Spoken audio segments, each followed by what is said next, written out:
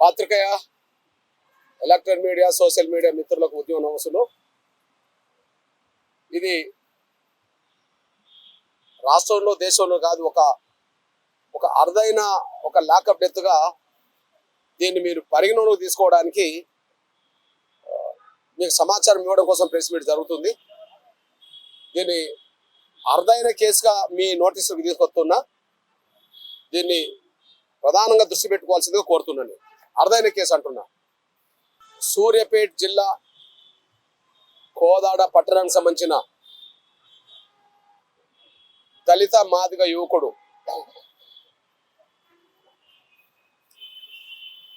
రాజేష్ మృతికి ప్రధాన బాధ్యులు Chilukuru SI, Kodad rural CI, ఈ రెండు పోలీస్ స్టేషన్ సంబంధించిన పోలీసులే ప్రధాన కారకులు, ప్రధాన బాధ్యులు. రాజేష్ని అక్రమంగా నిర్బంధంలో పెట్టి ఆ నిర్బంధంలో ఉన్న కాలంలో తీవ్రమైన చిత్రహింసలు పెట్టడం వల్ల శారీరకంగా బలహీనుడైన రాజేష్ ఆ తర్వాత రిమాండ్ ఖైదుగా జైల్లో చేరిన తర్వాత ఆయన నవంబర్ 16న మృతి చెందడం జరిగింది. ఈ మృతి చట్టవిరుద్ధంగా అక్రమంగా అరెస్ట్ చేయడం వల్ల, ఆ చట్టవిరుద్ధ నిర్బంధంలో తీవ్రంగా చిత్రహింసలు పెట్టడం వల్ల అనారోగ్యానికి గురై మరణించిండని స్పష్టమైన ఆధారాలు ఉన్నాయి. కానీ పోలీసులు రాజేష్ మృతికి మేము బాధ్యులం కామని, మేము అక్రమంగా నిర్బంధంలో పెట్టలేదని, ఆయనను చిత్రహింసలు పెట్టలేదని, ఆయన మృతికి మేము కారణం కాదని చెప్పి కాకమ్మ కథలు అల్లే ప్రయత్నం చేస్తున్నారు. కానీ Kodad CI, rural CI, Chilukuru SI ఏ కాకమ్మ కథలు అయితే చెప్తున్నారో అవి నిన్నటి వరకు లాకప్ డెత్లకు సంబంధించిన విషయంలో చెల్లిందేమో కానీ ఈ రాజేష్ మృతి మీద పోలీసుల కాకమ్మ కథలు చెల్లవు అనే విషయం మేము స్పష్టంగా చెప్పదలుచుకున్నాం. ఎక్కడైనా లాకప్ డెత్తులు జరిగిన సమయంలో ఆ లాకప్ డెత్తులకు మేము బాధ్యులం కామని వాళ్ళు చెప్పే కథలే ఇక్కడ కూడా చెప్పడం జరిగింది. కానీ గతంలో జరిగిన లాకప్ డెత్తులకు, రాజేష్ లాకప్ డెత్తులకు చాలా తేడా ఉన్నది.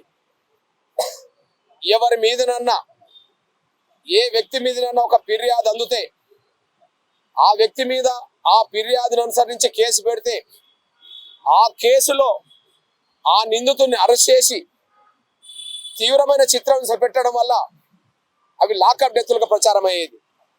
అంటే అప్పటికే అరెస్టు గురి కాబడ్డ వ్యక్తి మీద ఫిర్యాదు ఉండేది, కేసు ఉండేది.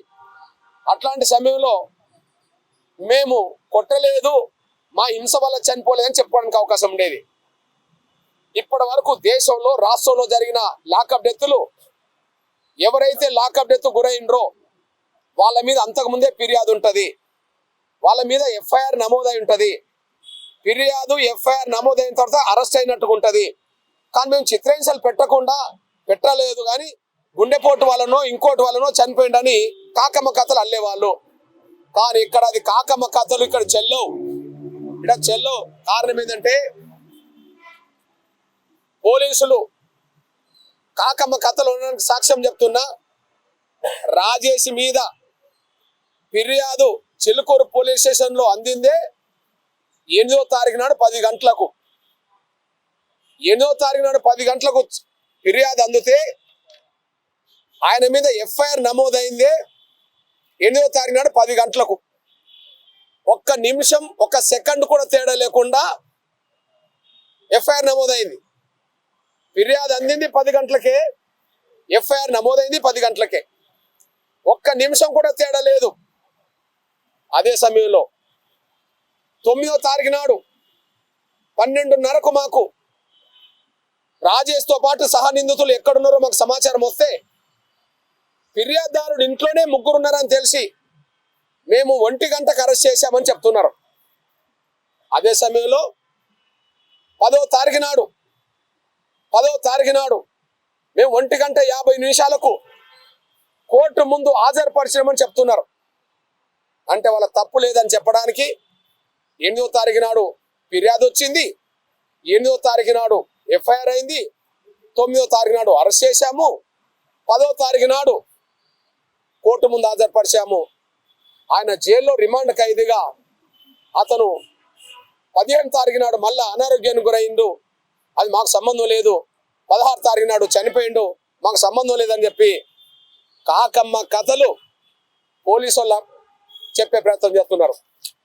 కాకమ్మ కథలు చెల్లవు అనడానికి మీ ముందు సాక్ష్యం చెప్తున్నా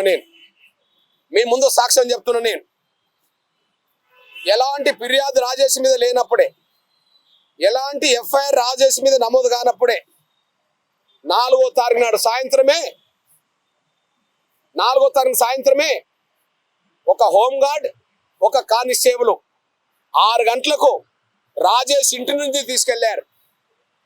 రాజేష్ ఇంటిని తీసుకెళ్తున్న సమయంలో తల్లి లలితమ్మ గారు నా కొడుకును ఎటు తీసుకెళ్తుందంటే మేము కోదాడ చిలుకూరు పోలీస్ స్టేషన్ తీసుకెళ్లి మళ్ళీ తీసుకొస్తామని చెప్పడం జరిగింది. అంటే ఫిర్యాదు రాకముందే రాజేష్ని పోలీసు వాళ్ళు తీసుకెళ్ళిండడానికి సాక్ష్యాలు ఉన్నాయి. అదే సమయంలో రాజేష్ని తీసుకెళ్లిన తర్వాత పోలీస్ స్టేషన్ నుంచే ఇంకొక నిందితుని పట్టుకోవడానికి పోలీస్ స్టేషన్ నుంచే రాజేష్తో 7:30 సుమారు శేఖర్ అనే ఒక A2కి ఫోన్ చేస్తే ఎక్కడున్నావని చెప్పి అడిగితే నేను కోదాడలో ఉండబడే డీమార్ట్ కాడ ఉన్నా అని చెప్తే మరో 10 నిమిషాలకు ఫోన్ చేసి నువ్వు అక్కడనే ఉండి నేను వస్తానని చెప్పి పోలీసు వాళ్ళని వెంబడి పెట్టుకొని 5వ తారీఖున డీమార్ట్ నుండి పోలీస్ స్టేషన్కి తీసుకొచ్చారు.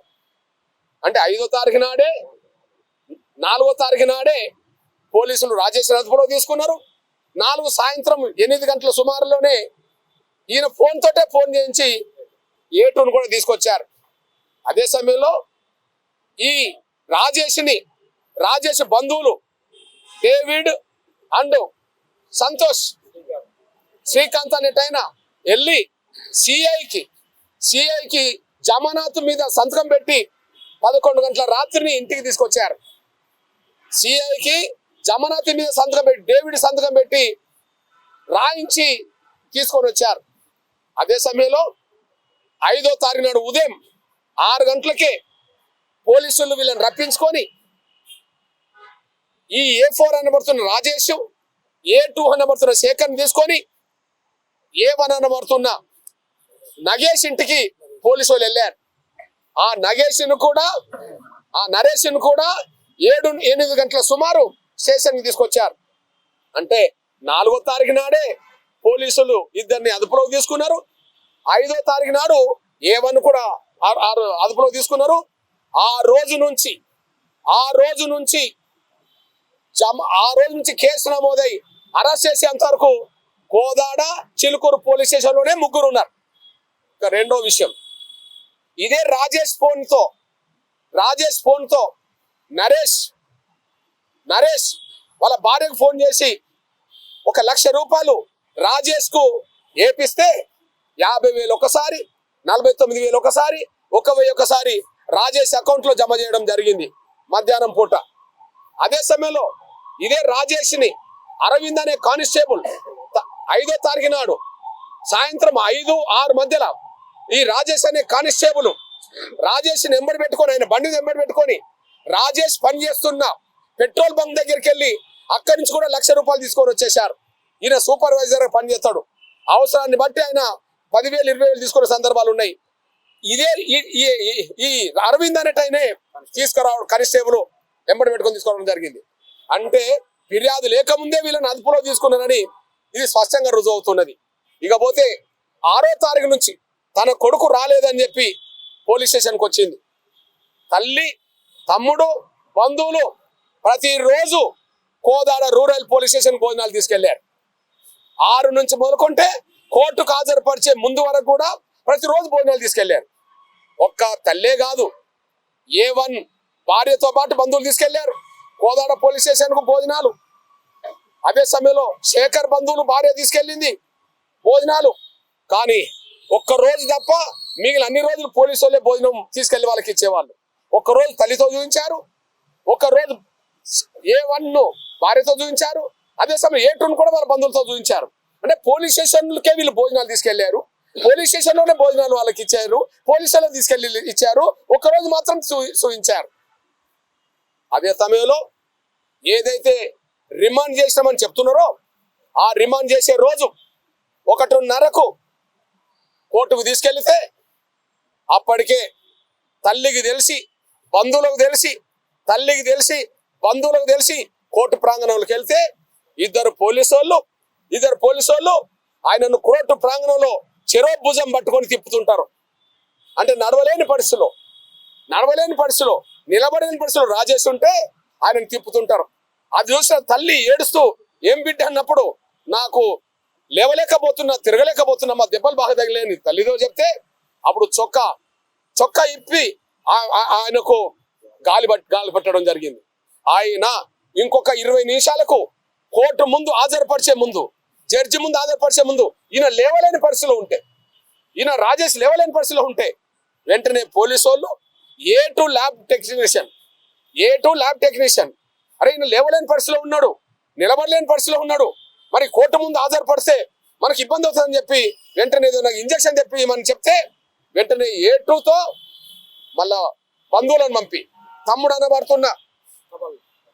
అనబడుతున్న రాజేష్ సొంత తమ్ముడు ప్రేమ్ కుమార్ అనేట ఆయన బంధువును పోలీసు వాళ్ళే, ఏది కోర్టులో ఉన్నప్పుడు పోలీసు వాళ్ళే మెడికల్ షాప్కు పంపించి ఈ A2తో ఫోన్లో మాట్లాడించి హై కార్డ్ అనే ఇంజక్షన్ ను తీసుకొచ్చి పోలీసుల సమక్షంలోనే సీసీ కెమెరాకి ఎదురుగానే, అది చూసుకోలే వాళ్ళు, కోర్టు ప్రాంగణంలో సీసీ కెమెరా ఉంటే ఆ సీసీ కెమెరాకి ఎదురుగానే ఆయనకు కుడి చేయి నరానికి హై కార్డ్ అనే ఇంజక్షన్ ఇప్పించిన వెంటనే 20 నిమిషాలు రిలీఫ్ అయిన వెంటనే అది కండరాలు పట్టుతనో ఇంకోటి పడుతనో రిలీఫ్ అవుతుంది అంట. అది వెంటనే హై కార్డ్ ఇంజక్షన్ ఇచ్చిన తర్వాతనే కోర్టుకు హాజరుపరచడం జరిగింది. మీరు అక్రమ నిర్బంధం చేయకపోతే మీ సిసి ఫోటోజులు ఉంటాయి కదా, 4, 5, 6, 7, 8, 9 అరెస్ట్ కాక ముందు వరకు మీ సిసి ఫోటోలున్నాయి కదా మీ స్టేషన్లో, బయట పెట్టండి. మీ ఫోన్ వాళ్ళు ఎక్కడున్నారో లొకేషన్ ఉంటుంది కదా, సిసి ఫుటేజీలు మిమ్మల్ని చూపెడుతున్నాయి. వాళ్ళు ముగ్గురున్న లొకేషన్ స్టేషనే చూపెడుతుంది, వాళ్ళు ఫోన్ మాట్లాడిన సందేశం కూడా పోలీసు వాళ్ళు చూపెడుతుంది. మరి 8వ తారీఖు నాడు మేము కేసు నమోదు చేశాం, 9కి అరెస్ట్ చేశాం, 10కి జైల్లో పంపినామని చెప్పి చెప్పడానికి మీకు ఆధారం ఏమున్నది? మీ కాకమ్మ కథలు చెల్లవు.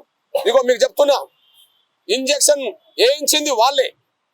ఒక కోర్టు ప్రాంగణంలో ఆయన అనారోగ్యానికి గురవుతే జడ్జి ఎటు పంపేది? హాస్పిటల్కి పంపేది. కోర్టు ప్రాంగణంలో జడ్జి ఎటు పంపేది? హాస్పిటల్కే పంపేది. కానీ కోర్టు ప్రాంగణంలో జడ్జి నిర్ణయానికి సంబంధం లేకుండా కోర్టు ప్రాంగణంలో రిమాండ్ చేయడానికంటే ముందు ఇంజక్షన్ తెప్పియడం, ఇంజక్షన్ డాక్టర్ సంబంధం లేకుండా నరానికి ఇప్పియడం అనేది కోర్టు ప్రాంగణంలో ఎక్కడ జరిగిందా? నేను ముందే చెప్పాను, ఇది దేశంలోనే అరుదైన లాకప్ డెత్ అని నేను ముందే చెప్పాను. ఇంతకుముందు లాకప్ డెత్లు కేసు నమోదైనాక, అరెస్ట్ అయినాక అంత జరిగేది, అది వేరు విషయం. ఇది కేసు లేదు, ఎఫ్ఐఆర్ లేదు, ఆ సమయంలో జరిగిన ఘటన. ఇది ఇంజక్షన్ ఎక్కడ పడేయించారో ఇంజక్షన్ చూడండి. ఇది హైకోర్టు అనే అది తెచ్చింది తమ్ముడే, ఆయన ముందుకు రండి, తెచ్చింది తమ్ముడే. ఇది ఎక్కడ వేశారు? అదే కోర్టు ప్రాంగణంలోనే పక్కకు పడేయించారు. ఈ పక్కకు పడేయించింది ఎక్కడ? చెత్త కుప్పలో కొద్దిగా లోపల పడేశారు, మోరీలో లోపల పడేశారు. నిన్న కోర్టు హాల్ జరుగుతున్న సమయంలోనే వీడియో తీసి అక్కడి నుంచి తీయించడం జరిగింది. నేను అంటున్నా, ఇది చట్టవిరుద్ధమైన నిర్బంధం కాదా? చిత్రహింసలు పెట్టలేదు కదా? 6, 7, 8, 9 మీకు భోజనాలు తీసుకొచ్చారు కదా? ఎందుకు తల్లితో ఉంచలేదు, ఎందుకు భోజనాలు ఇప్పించలేదు, మీరు చిత్రహింసలు పెట్టలేదు కదా, ఆయన ఆరోగ్యంగా ఉన్నాడని చెప్పి డాక్టర్ సర్టిఫికేట్ ఇచ్చి అంటున్నారు కదా, మరి ఎందుకు ఇంజక్షన్ వేయించారు? ఇది ఏంటిది? ఈ దేశంలో ఎక్కడైనా జరిగిందా ఇట్లాంటి ఘటనలు? ఇప్పుడు పోలీసులను ఉపేక్షిస్తే ఇక ఎవరి మీద ఫిర్యాదు అవసరం లేదు, వాళ్ళు తీసుకెళ్లి కొట్టడానికి, ఎవరి మీద ఎఫ్ఐఆర్ అవసరం లేదు, వాళ్ళు తీసుకెళ్లి హింసలు పెట్టడానికి, ఎవరి మీద ఏ కేసు అవసరం లేదు, వాళ్ళని చంపడానికి. ఇంకా ఇంకేముంటాయి చెప్పండి? ఇంతకుముందు అరెస్ట్ అయ్యి లాకప్ డెత్ గురైన వాళ్ళందరి మీద కేసులు ఉంటాయి, ఎంతో కొంత ఎఫ్ఐఆర్ ఉంటుంది, ఫిర్యాదు ఉంటుంది, వాళ్ళ మీద అరెస్ట్ ఉంటుంది. కానీ ఇక్కడ ఫిర్యాదు లేదు, ఎఫ్ఐఆర్ లేదు, ఏమీ లేదు. ఆ సమయంలో నిర్బంధం, అక్రమ నిర్బంధము, ఆ సమయంలో చిత్రహింసలు, ఇవి బయటపడకుండా చేయడం ఇంజక్షన్ ఇస్తారు, ఆయన మరణానికి కారకులు అవుతారు. ఇది కాదని చెప్తారా? ఇక పోతే A4 నిందితుడు కాదు, A4 నిందితుడు కాదు, సాక్షిగా ఉపయోగించవచ్చు, సాక్షిగా ఉపయోగించవచ్చు. ఎలా నేను అంటున్నానంటే చాలా బాధాకరం. ఈయన మీద ఫిర్యాదు చేసిన ఆయన పేరు కె రాజేష్. ఇప్పుడు ఈయన పేరు కె రాజేష్, కేవలం కె రాజేష్ ఉండడం వల్ల బలైండు. సాక్ష్యం చెప్తున్నా నేను. ఈ కె రాజేష్ అయిన చిలుకూరు మండలం సంబంధించిన ఒక పేదవాడే, అగ్రకులస్తుడు కమ్మ. ఆయన 2020-21లో ఆయన అనారోగ్యం గురవుతే హైదరాబాద్లో హాస్పిటల్లో చేరాడు. ఆయన ఖర్చు అయింది, ఆయన సీఎం రిలీఫ్ ఫండ్ కోసం పెట్టుకున్నాడు. 1 సంవత్సరం 2 సంవత్సరం రాలేదంట, ఆయన మర్చిపోయిండు. తర్వాత తెలిసింది నీ పేరుతో డబ్బు వచ్చింది, నీవు జమ నీ పేరుతో బ్యాంక్ అకౌంట్లో పడ్డది కదా అని చెప్పి. అప్పుడు ఆయనకు అర్థమైపోయింది, అరే నా పేరుతో డబ్బు ఎక్కడొచ్చింది, రాలేదు కదా అని చెప్పి లోతుకి వెళ్ళి పరిశీలిస్తే ఈ కె రాజేష్ అనే పేరు మీద బ్యాంక్ అకౌంట్లో జమ అయినాయి. 48 గంటల్లోనే బ్యాంక్ అకౌంట్ నుంచి తీసేసేయడం జరిగింది. ఇది ఆయన పేరు. అయితే జరిగింది ఏంటంటే, ఇక్కడ A2 ఎవరైతే శేఖర్ ఉన్నాడో ఈయన స్నేహితుడు, ఇంటర్మీడియట్ స్నేహితుడు, రాజేష్ కు స్నేహితుడు. A2కు A1 అంటే అయిన నరేష్, వాళ్ళ స్నేహితులు. నరేష్ కు రాజేష్ కు సంబంధం లేదు. ఈ నరేష్ అనేటైనా, A1 అనే నరేష్ అనేటైనా పొల్లం మల్లయ్య మాజీ ఎమ్మెల్యే, అప్పుడు ఎమ్మెల్యే, ఈ హాస్పిటల్ జరిగినప్పుడు ఎమ్మెల్యే. ఆయన ఉన్నప్పుడు ఆయన సోషల్ మీడియా చూసేవాడు. ఈ A1 ఇతనికి సీఎం రిలీఫ్ ఫండ్ లో ఇంతకు ముందు 1-2 కేసుల్లో ఇట్లాంటి తప్పులు చేస్తే ఆయన అరెస్ట్ అయి వచ్చేసాడు. కానీ A1కు A2 పరిచయం, A2కు రాజేష్ పరిచయం. వాళ్ళు ఏమనుకున్నారు, ₹1,00,000 రాజేష్ పేరుతో వచ్చినాయి, కానీ రాజేష్ పేరుతోనే మనం తీసుకోవాలి కాబట్టి నీకెవరన్నా రాజేష్ పరిచయం ఉంటే ఆయన పేరుతో తీసుకుందామని చెప్తే ఆ రాజేష్ పేరు కె రాజేష్ అయిపోయింది. స్నేహితుడు నమ్మించి నా పేరుతో ₹1,00,000 వస్తున్నాయి, నీ పేరుతో జమ అవుతాయి, నాకు తీసి ఇవ్వమని చెప్పడం జరిగింది. ఇంటర్మీడియట్ స్నేహితుడు, ఇప్పటి వరకు స్నేహితుడు కాబట్టి ఆయన బ్యాంక్ అకౌంట్ ఆయనకి ఇవ్వడం జరిగింది. ఆయన ₹1,00,000 జమ అవడం జరిగింది. 48 గంటల్లోనే మళ్ళీ A2 తీసుకొచ్చి ఆ 48 గంటల్లోనే ఆయన డ్రా చేసుకున్నాడు. ₹1 సంబంధం లేకుండా ₹1,00,000 తీసుకున్నాడు. ఈయన భాగస్వామి కాదు, ₹1,00,000 ఎవరు తీసుకున్నారు? A2 తీసుకున్నాడు. A2 తీసుకొని ఎవరెవరు పంచుకున్నారు? వాళ్ళు పంచుకోవచ్చు. ఈయనకు సంబంధం లేదు కదా. అంటే ఉపయోగపడ్డది ఏంది? పేరు మాత్రమే, స్నేహితుడని నమ్మాడు. ఇవాళ ఆ రాజేష్ వీళ్ళు బలి తీసుకున్నారు. కె రాజేష్ లేకపోతే ఈయనకు సంబంధం ఏంది? కె రాజేష్ అని పేరుతో సంబంధం ఏంటిది? లేదు. అంటే నేరానికి సంబంధం లేని నిందితుడు కానీ ఒక అమాయకుడు స్నేహితుని నమ్మి ఆయన బ్యాంక్ ఒకటి అప్పచెప్తే ఆ డబ్బులు బట్టే వాళ్ళు డబ్బులు తీసుకున్నారు. ఈయనకు ₹1 సంబంధం లేదు. ఈయన పెట్రోల్ బంక్ లో సూపర్వైజర్. తండ్రి లేడు, ఈమె ఇళ్ళలో పని చేస్తుంది. తండ్రి లేడు, ఇళ్ళలో పని చేసుకుంటుంది. అతను తమ్ముడు. ఇవాళ వాళ్ళ ఆగమైపోయింది. ఆయన వచ్చిన జీతం మీదనే ఈ కుటుంబం ఆధారపడి బతికేది. ఇప్పుడు ఆయన బలి తీసుకున్నారు. నేను మళ్ళీ చెప్తున్నా, ఇంతకు ముందు లాకప్ డెత్లు ఏవైనా కానీ ఒక ఫోటో చూపెడతా. 5వ తారీఖు నాడు అరవింద్,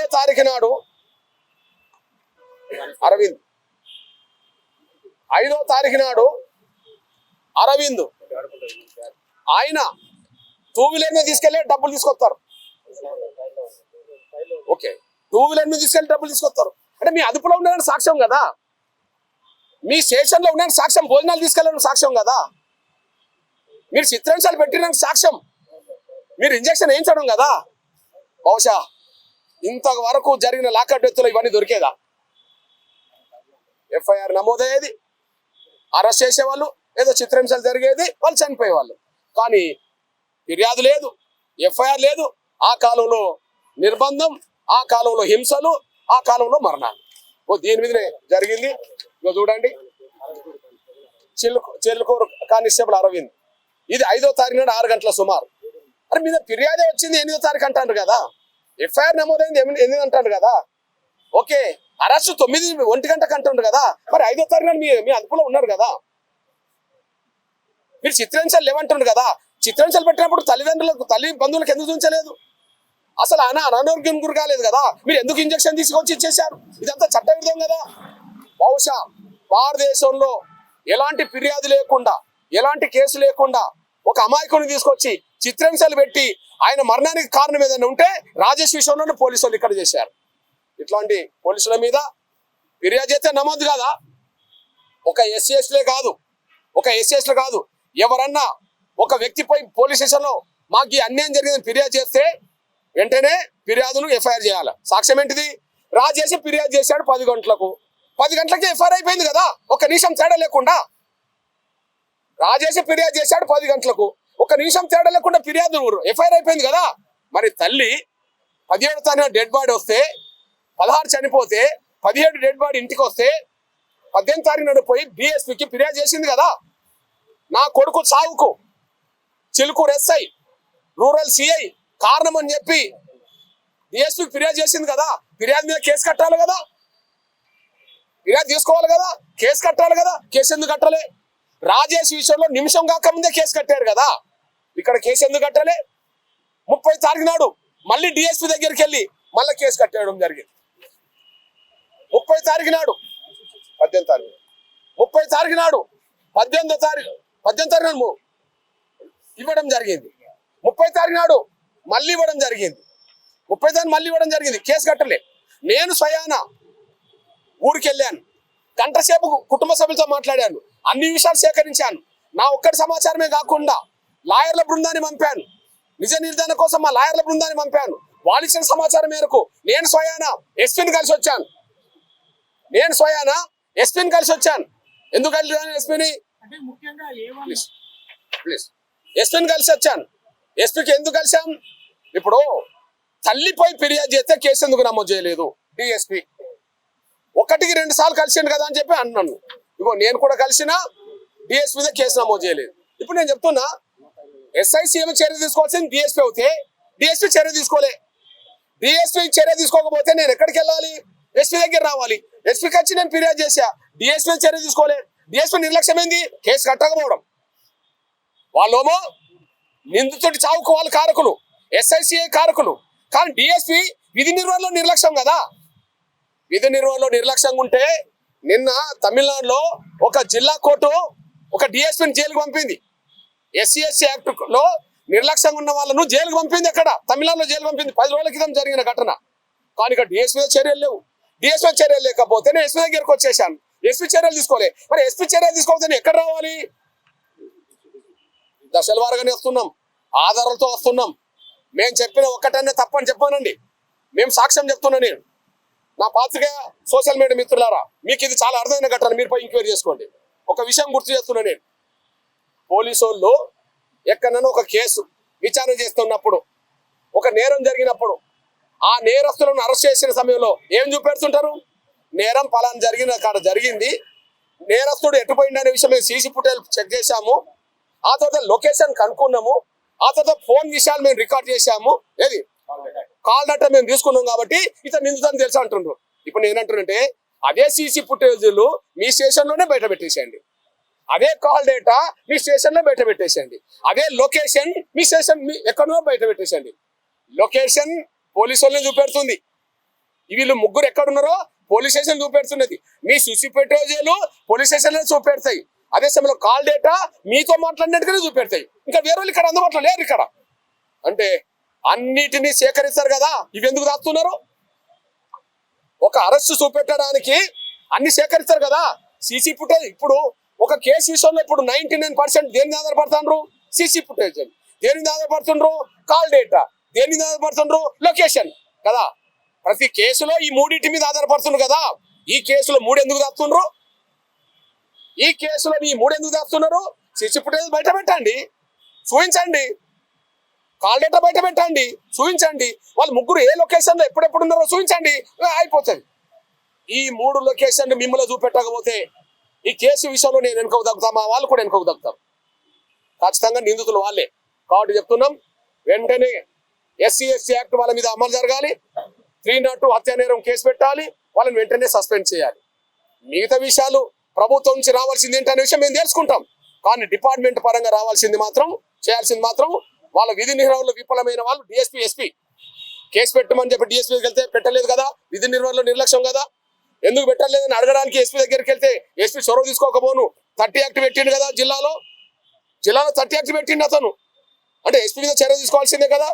చట్టపరమైన చర్యలు SIC తీసుకోవాలి, శాఖపరమైన చర్యలు DSP SP మీద తీసుకోవాలని చెప్పి నేను DGP గారిని కలవడం జరిగింది.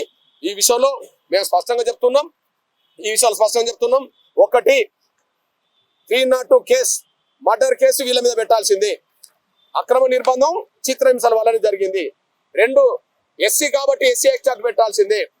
3 ఖచ్చితంగా నిపుణులైన ఫోరెన్సిక్ నిపుణులైన డాక్టర్ల బృందంతో మళ్ళీ రీపోస్ట్ మార్టం చేయాల్సిందే. అదే సమయంలో సమగ్రమైన విచారణ జరిపించాల్సిన బాధ్యత DGP గారికి ఉన్నదనే విషయం కూడా గుర్తు చేస్తూ DGP గారిని కలవడం జరిగింది. DGP గారికి వినతి పత్రం ఇచ్చాం, నేను ఇచ్చాను. అదే సమయంలో అమ్మగారు కూడా, రాజేష్ తల్లి గారు కూడా ఇవ్వడం జరిగింది. నాకు తెలిసి ఆయనకు సంపూర్ణంగా కేసు విషయం అర్థమైందని నేను అనుకుంటున్నా. సంపూర్ణంగా 20-25 నిమిషాలు డీటెయిల్స్ చెప్పాం కనుక సంపూర్ణంగా అర్థమైంది అనుకుంటున్నా. ఆయన ముందు చెప్పడం జరిగింది. డిమాండ్లు కూడా తప్పకుండా మీకు న్యాయం జరుగుతుంది అని చెప్పి ఆయన అన్నాడు. న్యాయం జరుగుతుందా లేదా ఎదురు చూస్తాం, లేదా ఉద్యమాన్ని మాత్రం తీవ్రతరం చేస్తాం. ఒకటేంటంటే, నేను స్వయాన A2 అందుబాటులో రాదు కానీ A2 భార్యతో మాట్లాడినా. మొదటిసారి భార్య నరేష్ని చూసినప్పుడు ఆయన ఏడ్చిండని, ఇక్కడ గాయం కనిపించిందని, కొంత రక్తం వచ్చిందని, కాలు వాపులు ఉన్నాయని చెప్పి ఆమె ఏడ్చుకుంటూ నాకు చెప్పింది. చిత్రహింసలు పెట్టిండడానికి సాక్ష్యం భార్య చూసింది కదా. అసలు అరెస్ట్ చేయలేనప్పుడు భార్య అక్కడ ఉన్నది కదా. ముగ్గురిని 9వ తారీఖున అరెస్ట్ చేసామని చూపెడుతుంది కదా, మరి సాక్ష్యాలు అక్కడ ఉన్నాయి కదా. రెండోది, శేఖర్తో కూడా మాట్లాడా. ఈ A2 అంటే ఈయన ఫ్రెండ్ కదా, శేఖర్తో కూడా మాట్లాడినా. ముగ్గురిని అరెస్ట్ చేశారు, ముగ్గురిని కూడా హింసలు పెట్టారని చెప్పి కోర్టులో కూడా చెప్పాడు. తర్వాత మొదటిసారి రిమాండ్ అయినప్పుడు, రిమాండ్ అయి బయటకు వచ్చినాక కేసు మళ్ళీ డేట్ పడుతుంది కదా. 24వ తారీఖు నాడు జడ్జి అడిగితే ఆ జడ్జి ముందు చెప్పిండంట, నాకు చెప్పేశాడు. మమ్మల్ని ముందే అరెస్ట్ చేశారు, తీవ్రంగా కొట్టడం కూడా జరిగిందని చెప్పడం జరిగిందంట. ఎవరు? నాకు శేఖర్ చెప్పిన విషయం. అంటే ముగ్గురిని హింస పెట్టారు, వాళ్ళు తట్టుకున్నారు, వీళ్ళు తట్టుకోలేదు. నేను అనుకుంటున్నా ఈ A1 అయినా మన మాజీ ఎమ్మెల్యే బొల్లం మల్లయ్యకు వాళ్ళ ఆఫీసులో సోషల్ మీడియా ఇచ్చారు. అంతకుముందు ఇట్లాంటివి కొన్ని జరిగినాయి. ఒక్క దాంట్లో ఈయన నిందితుడు. ఎవరు? ఈ CM రిలీఫ్ ఫండ్ సంబంధించిన స్కామ్ ఏదైతే చిన్న కనిపిస్తుందో, అంతకుముందు ఈయన నిందితుడు. ఈ A3 కూడా ఆయన దగ్గరనే పని చేస్తాడు. ఎవరు? ఈ A3 అంటే ఆయనకు బొల్లం మల్లయ్య దగ్గర ఏదో అల్ల పని చేస్తాడు, కంప్యూటర్ ఆపరేటర్ గా పనిచేస్తాడు, క్యాంప్ ఆఫీసులో పనిచేస్తాడు. కానీ ఇట్లాంటి కేసుల్లో ఈ స్కామ్ వెనుక ఒకవేళ బొల్లం మల్లయ్య ఉన్నాడేమో, ఆయన పేరేమైనా బయటకు తీద్దాం అనుకున్నాడో లేదో కానీ, లేకపోతే 3-4 ఏళ్ల క్రితం విషయం, ₹1,00,000 అంతకుముందు 4 రోజుల ముందే వీళ్ళు పోయిండ్రు. కేసు ఇప్పటిది కాదు, 4 రోజుల ముందు A1 భార్య వాళ్ళ ఇంటికి వెళ్ళిండ్రు, రాజేష్ ఇంటికి. అంటే తెలుసు నా నుండి తప్పు జరిగింది, నేను మీకు ₹1,00,000 అని చెప్పడం కూడా జరిగింది. కానీ ఏ కారణం వల్ల అయినా సరే ఈ ఫిర్యాదు తీసుకున్న తర్వాత ఫిర్యాదుదారుడు SI లేదా CI టార్చర్ వీళ్ళందరినీ పెట్టడంలో ఇంకేమన్నా పరోక్షంగా ప్రత్యక్షంగా మల్లయ్యో ఇంకెవరన్నా ఉన్నారా అని తెలుసుకోవడం కోసం జరిగిన సంఘటనే వీళ్ళని చిత్రహింసలు పెట్టడం దారితీసింది. లేకపోతే ఈయన సాక్షిగా తీసుకోవచ్చు. ఎవరు? ఈయన డబ్బులకు సంబంధం లేదు కదా. బ్యాంక్ అకౌంట్ స్నేహితుడికి ఇచ్చాడు, ఆయన డబ్బులు తీసి ఆయన తీసుకున్నాడు, అది అందరికీ తెలిసిన విషయమే. ఈయన సాక్షిగా ఉపయోగించుకోవాల్సింది. ఇప్పుడు ఉదాహరణకు ఫిర్యాదే FIR ఈయన మీద వచ్చినప్పుడు ఒక్కడే కదా పేరు వచ్చింది, రాజేష్ మీదనే పెట్టడం జరిగింది. ఆయన మరి ఈయన కుట్రదారుడు అవుతే, స్కామ్ లో నిందితుడు అయితే ఏమో నింద కావచ్చు, ఈయన కావాలి. మిగతా వాళ్ళందరూ A2 A3 4 A2 కావాలి, కానీ ఈయన A4 అయిండు. మీ విచారణలోనే A4 ఎందుకైండు? ఆయన బ్యాంక్ అకౌంట్ ఇవ్వడం వల్ల నిందితుడు అయింది అంతే. లేదా కేసులో ఉన్నాడు అనుకో, డబ్బులు తీసుకొని పంచుకుంటే ఈయన నిందితుడు కావాలి కదా, ప్రధాన నిందితుడు కావాలి కదా. ప్రధాన నిందితుడి పేరు ఒకటే ఉంటే కేసులో నలుగురు అయితే 4వ నిందితుడిగా మారిందంటే అర్థమైంది. బ్యాంక్ అకౌంట్ ఇవ్వడం వల్ల ఇదంతా జరిగిందని చెప్పి కేసు నమోదైంది. దానివల్ల ఈయన బలైంది అనేసి కూడా మీరు తీసుకొస్తున్నాను నేను. ఇది నాకు తెలిసి మల్లయ్య పేరుని రప్పించుకోవడానికో, ఇంకోటి పేరు రప్పించుకోవడానికో, పొలిటికల్ గా మల్లయ్యని బలహీనం చేయడానికో ఏదో కారణం కావచ్చు, కానీ లేకపోతే ఇంత చిత్రాంశాలు పెట్టి చంపాల్సిన అవసరం లేదు. పరోక్షంగా ఏదైనా జరిగి ఉండవచ్చు అనే విషయం మీరు తీసుకొస్తున్నాను. ఓకే, ఇప్పుడు మీ దృష్టికి తీసుకొస్తున్నా మరియమ్మ విషయం మీరు చూశారు. మరియమ్మ విషయం కేసీఆర్ గవర్నమెంట్ అప్పుడు మరియమ్మ కేసు జరిగింది. ఆ మరియమ్మ తర్వాత అక్కడక్కడ కొన్ని జరిగినాయి. ఇప్పుడున్న సమాచారం మేరకు లాకప్లో హింసలు, లాకప్లో మరణాలు ఒక 22 జరిగినట్టుగా రిపోర్ట్ వచ్చేసింది.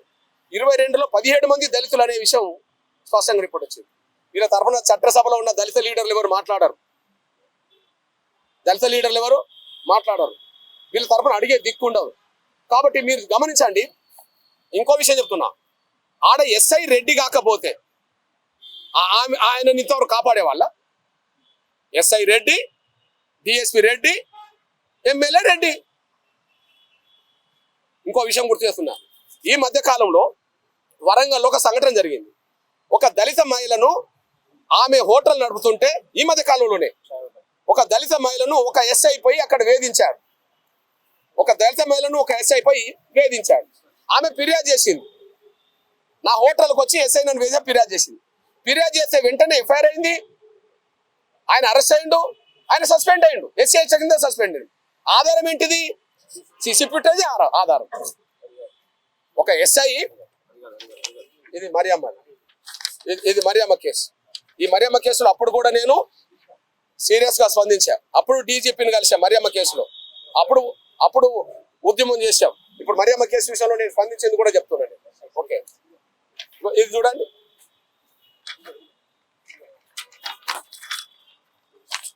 ఆయనను సస్పెండ్ చేయడానికి కారణం ఏంటిది?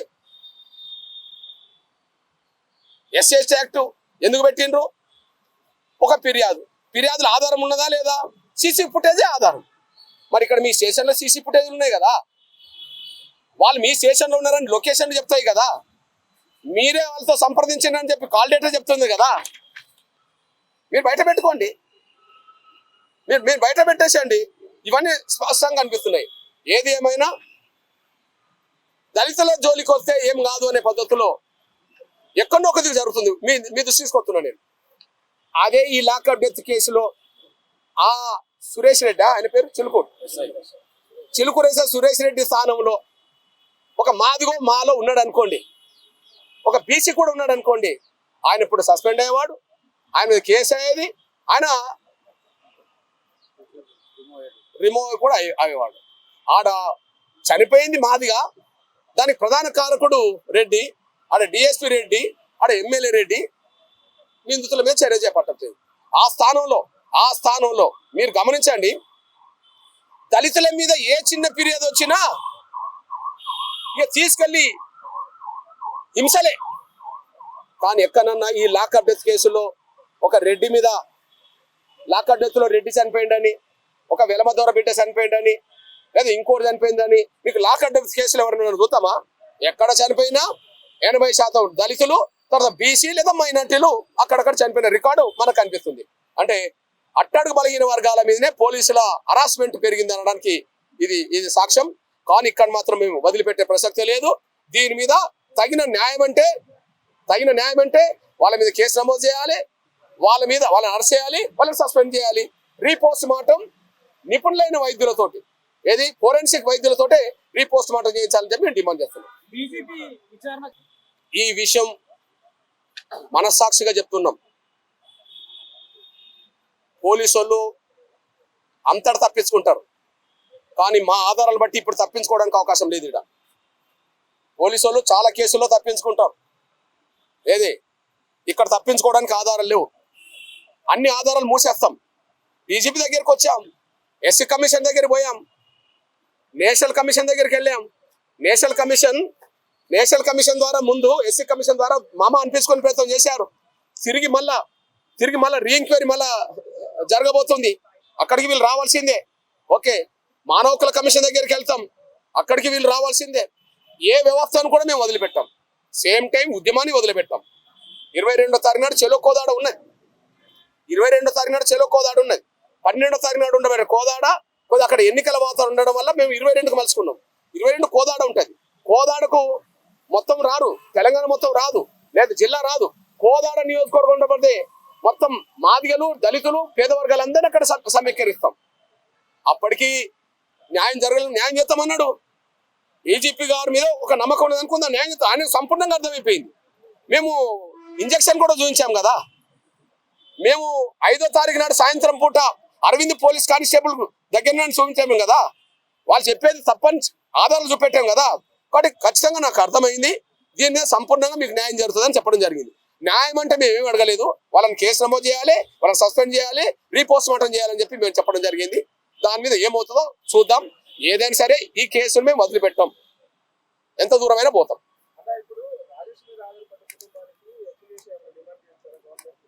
ఓకే, ముందు పర్టికులర్ గా కేసు నమోదు చేయించడం మీద, వాళ్ళని సస్పెండ్ చేయడం మీద మొదటి ఉన్నాయి. ఆటోమేటిక్ గా కేసు నమోదు అవుతే సస్పెండ్ అయిన తర్వాత ఆటోమేటిక్ గా చట్టబద్ధంగా ప్రభుత్వం చేయం రావాలో ఆ ప్రభుత్వం మీద మేము ఒత్తిడి తీసుకొచ్చే ప్రయత్నం అది చేస్తాం. అది రెవెన్యూ సివిల్ మ్యాటర్, ఇది క్రిమినల్ మ్యాటర్.